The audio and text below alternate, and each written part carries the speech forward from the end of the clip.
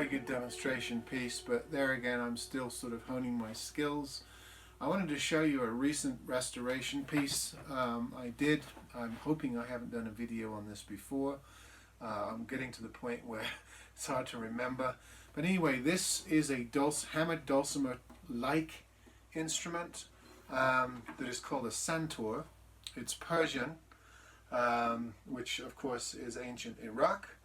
And this came to me on eBay for very little money. And what I had to do on this particular Santoor, is glue some of the seams and replace the 2 rows of bridges that you see there. And this is really a lot of fun to play. I do have a full Hammered Dulcimer. There's the back of it. I think it's some kind of walnut on this particular Santoor. I had to do some work on the pins. There's all the tuning pins on one side, and of course the clips on the other, where you clip the strings. So it strings across 2 sets of bridges and provides 3 chambers for you to play. This side, this side, and this side. And of course you can hit the short side as well for higher tones. There are numbers of ways you can tune this. I tried to tune it a lot like my Hammered Dulcimer because I'm familiar with it.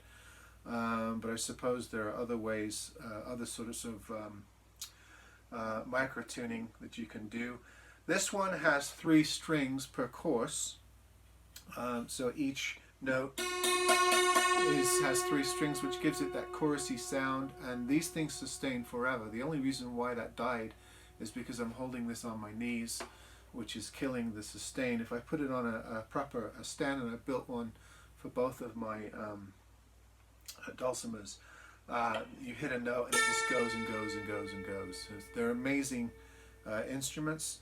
I recommend them to those of you who are doing music that you know, fits into sort of the esoteric or world, or I hate the word New Age, term New Age, and most New Agers do, but sort of contemplative music, or even sort of dark folk, as started by bands like Dead Can Dance, and there are tons of them in Europe, you know, Omnia, Fawn, just loads and loads of bands that use dulcimers and derivatives of the dulcimers, as well as hurdy-gurdies and harps and things like that.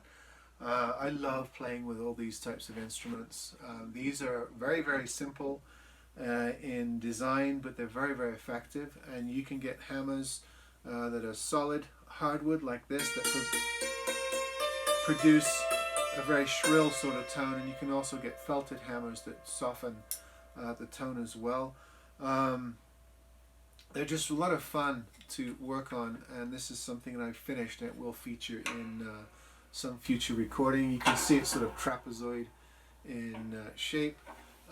It's a really nice wood, very nice design one, but even you know, some of the cheaper beat up ones, if you can just find a way to restore them, and you can buy these sort of freestanding bridge stands. There's a better view of it, and they're fairly universal, so I managed to find these on eBay and just replace them throughout, because most of the original ones had gone.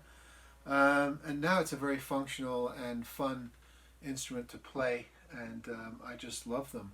I've had now about 4 or 5 types of Santoor and Hammered Dulcimer. I've kept 2 of them, this being the second one, because it's very different than my full, I think 1612 Dulcimer, which is a songbird, and it's also made of a different kind of wood, so it has a very different sound, and it doesn't have the 3 strings per course, so it's very different. They're both very unique and very different sounding, and you can get lots of different effects. I mean, for instance, some bands don't do scales with them, they just sort of do chords, you know.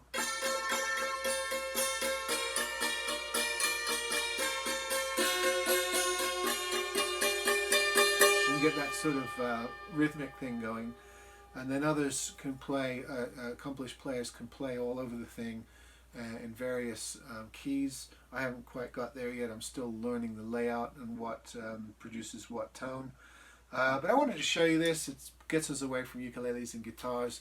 There's a whole load of instruments in the string world, and finding a nice old Santoor and adding this to your arsenal is a lot of fun, and you can do a lot of unique sounding stuff, and it blends well with other string instruments. I mean, I often do recordings with this mixed with psaltery, harps, guitars, ukuleles, and you can fill a lot of timbres with these different instruments. Definitely some bowed strings in there too. These go great with violas or cellos as well.